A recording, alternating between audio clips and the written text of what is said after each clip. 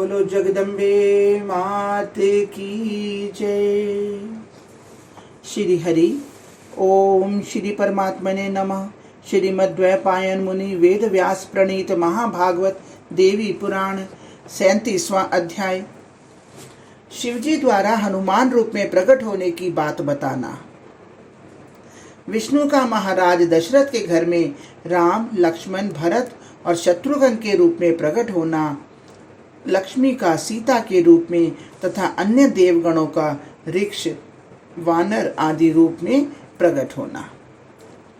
श्री महादेव जी बोले, भगवती के ऐसे वचन सुनकर नेत्रों में आह्लाद भरे हुए भगवान विष्णु ने उन्हें भक्ति पूर्वक पुनः प्रणाम किया तथा ब्रह्मा जी को साथ लेकर भगवान शिव से ऐसे कहा। श्री भगवान बोले, देवाधिदेव विश्वनाथ भगवती जगदम्बा ने आपके समक्ष जैसा कहा है आपने वह सुना ही है। शंकर, अब उस दुर्बुद्धि रावण के संहार हेतु जो आप मेरी सहायता करना चाहते हैं महेशान, वह मुझे बताइए। शिवजी बोले, शत्रुसूदन, मैं वानर रूप से पवन पुत्र होकर जन्म लूंगा और आपकी यथोचित सहायता करूंगा। मधुसूदन, विशाल महासागर को लांघकर और आपकी पत्नी की खोज करके मैं सदा के लिए आपका प्रेम भाजन बनूंगा। विष्णु और भी आपकी प्रसन्नता को बढ़ाने वाले अत्यंत कठिन और दारुण कार्यों को संपन्न करूंगा।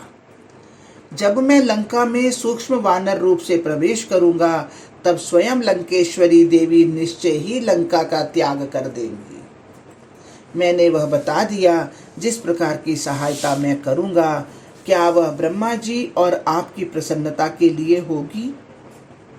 श्री महादेव जी बोले, सदा शिव के ऐसा कहने पर हर्ष से परिपूर्ण मन वाले महाबाहु भगवान विष्णु ने ब्रह्मा जी का ध्यान किया और ब्रह्मा जी को देखा।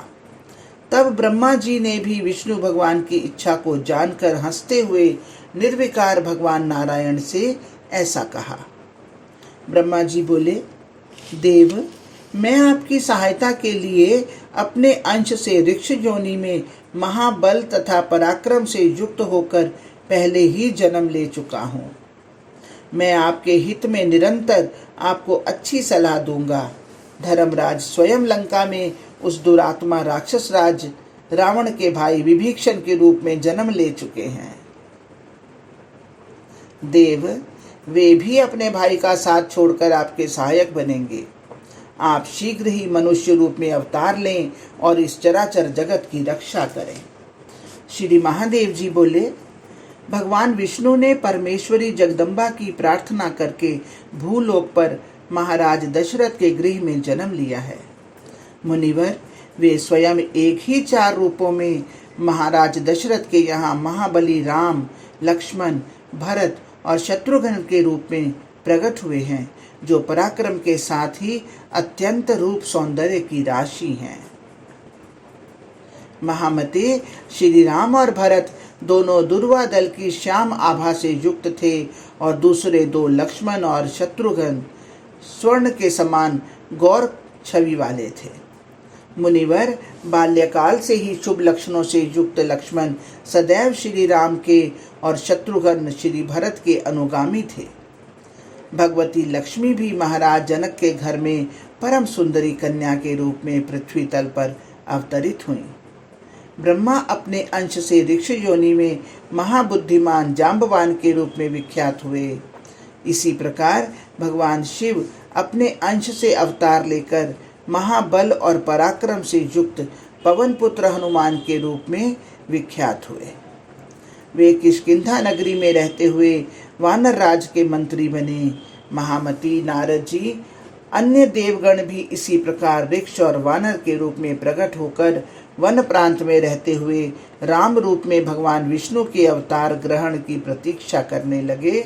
हरिओम तत्सत, हरिओम तत्सत। इस प्रकार श्री महाभागवत महापुराण के अंतर्गत श्री महादेव नारद संवाद में श्री रामावतार चरित्र वर्णन नामक 37वां अध्याय पूर्ण हुआ। हरिओम तत्सत, हरिओम तत्सत।